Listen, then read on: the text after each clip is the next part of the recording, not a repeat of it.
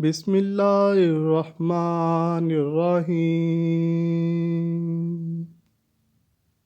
حضور پاک صلی اللہ علیہ وآلہ وسلم کی احادیث کی روشنی میں وقت کئی نشانیاں پوری کر کے اب دجال کے خروج کی طرف تیزی سے رواں دواں ہے۔ جو نشانیاں پوری ہو چکی ہیں ان میں اونچے اونچے گھروں کی تعمیر، بیوی کا غیر شوہر کے لیے بننا سنورنا، مساجد سے دجال کا ذکر ختم ہونا، پانی کی قلت اور ناچ گانے کا عام ہونا شامل ہے۔ حدیث پاک میں دجال کو اس دنیا کی ابتدا سے انتہا تک کے تمام فتنوں سے بڑا فتنہ قرار دیا گیا ہے۔ ذرا غور کیجئے کہ قوم عاد، قوم سمود، قوم عمالقہ، قوم یجوج مجوج جیسی وحشت ناک قومیں گزریں، اور فرعون، نمرود، شداد جیسے شہنشاہ گزر گئے۔ اللہ پاک نے ان سب کو مختلف عذاب دے کر ہلاک کیا، لیکن ان سب کے حالات پڑھ کے اندازہ کریں کہ دجال کا فتنہ کیا ہوگا کہ جس کو سب سے بڑا فتنہ قرار دیا گیا ہے۔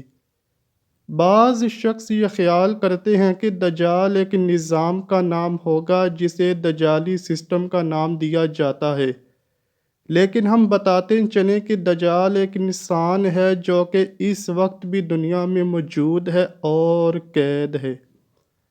اس کی قید کے متعلق صحیح مسلم کی حدیث نمبر 7388 میں تفصیلی واقعہ موجود ہے۔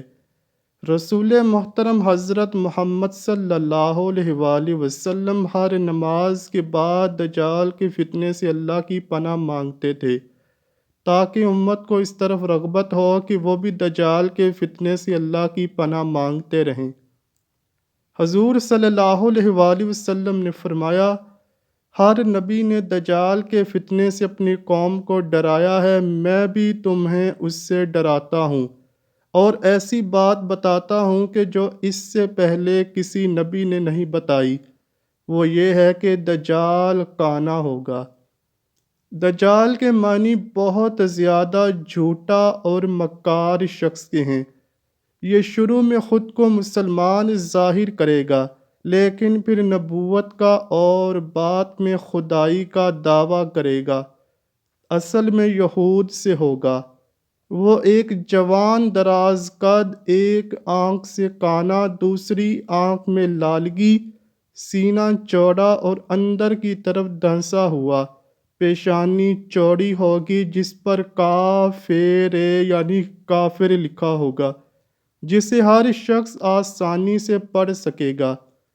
دجال کے ظہور کی سب سے بڑی نشانی یہ ہے کہ اس کے نکلنے سے 3 سال پہلے پوری دنیا میں قحط پڑے گا۔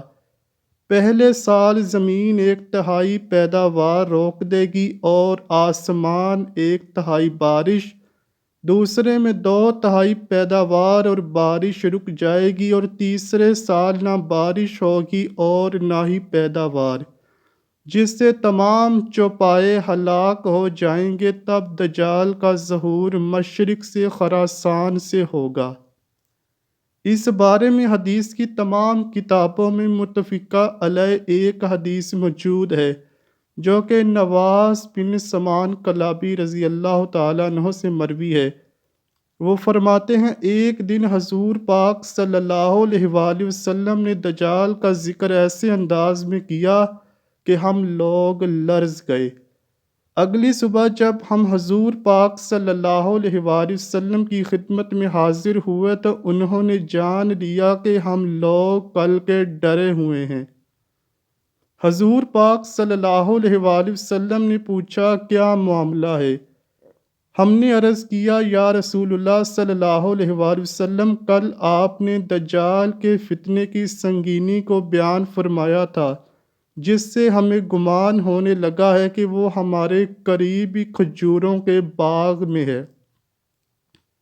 آپ صلی اللہ علیہ وآلہ وسلم نے فرمایا، اگر وہ نکلے اور میں تمہارے بیچ میں ہوں تو میں تمہاری طرف سے خود اسے نمٹ لوں گا، اور اگر وہ نکلے اور میں نہ ہوں تو ہر آدمی اپنے نفس کی خود حفاظت کرے۔ اور اللہ ہر مسلمان پر میرا خلیفہ ہے۔ پس تم میں سے جو شخص اسے پالے اسے چاہیے کہ وہ سورہ کہف کی ابتدائی آیات پڑھے۔ وہ شام اور عراق کے درمیان سے نکلے گا اور دائیں بائیں فساد پھیلائے گا۔ اللہ کے بندوں ثابت قدم رہنا۔ ہم نے عرض کی اللہ کے رسول صلی اللہ علیہ وآلہ وسلم روئے زمین پر ٹھہرنے کی اس کی مدت کیا ہوگی؟ آپ صلی اللہ علیہ وآلہ وسلم نے فرمایا 40 دن قیام کرے گا، ایک دن 1 سال کے برابر ہوگا، ایک دن 1 مہینے کے برابر ہوگا اور ایک دن 1 ہفتے کے برابر ہوگا، اور باقی دن تو تمہارے عام دنوں کی طرح کے ہوں گے۔ ہم نے عرض کیا یا رسول اللہ صلی اللہ علیہ وآلہ وسلم جو ایک دن 1 سال کے برابر ہوگا کیا اس میں ایک دن کی نماز کافی ہوگی؟ آپ صلی اللہ علیہ وآلہ وسلم نے فرمایا نہیں بلکہ اس کا اندازہ کر کے پڑھنا۔ ہم نے عرض کیا اللہ کے رسول صلی اللہ علیہ وآلہ وسلم زمین میں وہ کتنی تیزی سے اپنا کام کرے گا؟ آپ صلی اللہ علیہ وآلہ وسلم نے فرمایا اس بارش کی طرح جس کے پیچھے ہوا لگی ہوتی ہے اور وہ بارش کو نہایت تیزی سے پورے علاقے میں پھیلا دیتی ہے۔ وہ کچھ لوگوں کے پاس آئے گا، انہیں دعوت دے گا، وہ اس کو جھٹلائیں گے اور اس کی بات رد کریں گے، لہٰذا وہ ان کے پاس سے چلا جائے گا مگر اس کے پیچھے ان انکار کرنے والوں کے مال بھی چلے جائیں گے۔ ان کا حال یہ ہوگا کہ ان کے پاس کچھ بھی نہیں رہے گا۔ پھر وہ کچھ دوسرے لوگوں کے پاس جائے گا، انہیں دعوت دے گا اور اس کی دعوت قبول کریں گے اور اس کی تصدیق کریں گے، تب وہ آسمان سے بارش برسانے کا حکم دے گا۔ آسمان بارش برسائے گا، وہ زمین کو غلہ اگانے کا حکم دے گا۔ ان کے چرنے والے جانور شام کو جب چراگاہوں سے واپس آئیں گے تو ان کے کوہان پہلے سے کہیں زیادہ لمبے ہوں گے، ان کی کوکھیں زیادہ کشادہ ہوں گی اور ان کے تھن کامل طور پر دودھ سے بھرے ہوں گے۔ پھر وہ کسی ویران جگہ میں آئے گا اور اس سے کہے گا اپنا خزانہ نکال۔ پھر وہاں سے واپس ہوگا تو زمین کے خزانے شہد کی مکھیوں کے سرداروں کی طرح اس کے پیچھے لگ جائیں گے۔ پھر وہ ایک بھرپور اور مکمل جوان کو بلائے گا اور تلوار سے مار کر اس کے 2 ٹکڑے کر دے گا۔ پھر اسے بلائے گا اور وہ روشن چہرے کے ساتھ ہنستا ہوا واپس آئے گا۔ پس دجال اسی حالت میں ہوگا کہ اسی دوران حضرت عیسیٰ ابن مریم علیہ السلام دمشق کی مشرقی جانب سفید مینار پر زرد کپڑوں میں ملبوس 2 فرشتوں کے بازوؤں پر ہاتھ رکھے ہوئے اتریں گے۔ جب وہ اپنا سر جھکائیں گے تو پانی ٹپکے گا اور جب اٹھائیں گے تو اس سے موتی کی طرح چاندی کی بوندیں گریں گی۔ ان کی سانس کی بھاپ جس کافر کو بھی پہنچے گی وہ مر جائے گا، اور ان کی سانس کی بھاپ ان کی حد نگاہ تک محسوس کی جائے گی۔ وہ دجال کو ڈھونڈیں گے یہاں تک کہ اسے باب لد کے پاس پالیں گے اور اسے قتل کر دیں گے۔ بحوالہ مسند احمد دجال کے ظہور کے فوراً بعد 70,000 یہودی اصفہان میں اس کی تابعداری میں آ جائیں گے۔ اس سے بہت سے مسلمان بھی گمراہ ہوں گے، سوائے چند مومن مردوں پر مومن عورتوں کے۔ اسی طرح کہا گیا ہے کہ مردوں کی نسبت عورتیں اس کی زیادہ تابعدار ہوں گی، کیونکہ وہ بہت جلد کسی بات سے متاثر ہوتی ہیں۔ مسند احمد کی روایت میں ہے کہ دجال کی طرف نکلنے والوں میں اکثریت عورتوں کی ہوگی، یہاں تک کہ ایک آدمی اپنی ماں، بہن، بیٹی اور پھپھی کو رسی میں باندھ دے گا کہ کہیں وہ دجال کے پاس نہ چلی جائیں۔ دجال نامرد ہوگا لیکن بہت سی عورتیں اس سے ہم بستر ہوں گی کہ اس کے بچے کو پیدا کریں، لیکن ایسا نہ ہو پائے گا۔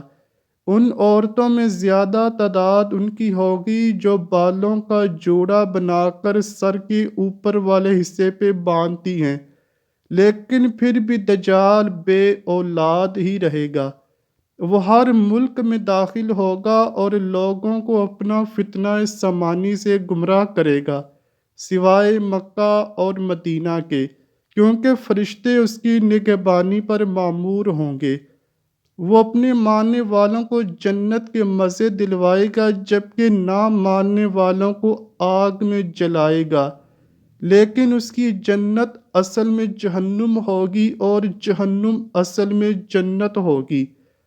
اب اندازہ کریں دوستو کہ ہم آج کس طرح شیطان کے پیچھے لگ کر جھوٹ، کینہ، شراب نوشی، زناکاری میں ملوث ہیں، تو سوچیں کہ دجال کے ظہور کے بعد ہمارے ایمان کا کیا حال ہوگا۔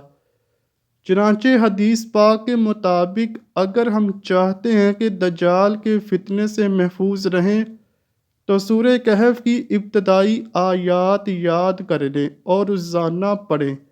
انشاءاللہ اللہ پاک نہ صرف دجال بلکہ دنیا کے ہر فتنے سے حفاظت فرمائے گا۔ اللہ پاک ہم سب کو اپنے حفظ و امان میں رکھے، آمین یا رب العالمین۔ امید کرتا ہوں کہ آپ کو ویڈیو ضرور پسند آئی ہوگی۔ اگر ویڈیو پسند آئی ہے تو ویڈیو کو لائک کیجئے، شیئر کیجئے اور چینل کو لازمی سبسکرائب کیجئے۔ کمنٹ سیکشن میں اپنی رائے کا اظہار بھی ضرور کیجئے گا۔ ملتے ہیں اگلی ویڈیو میں، تب تک کے لیے اللہ حافظ۔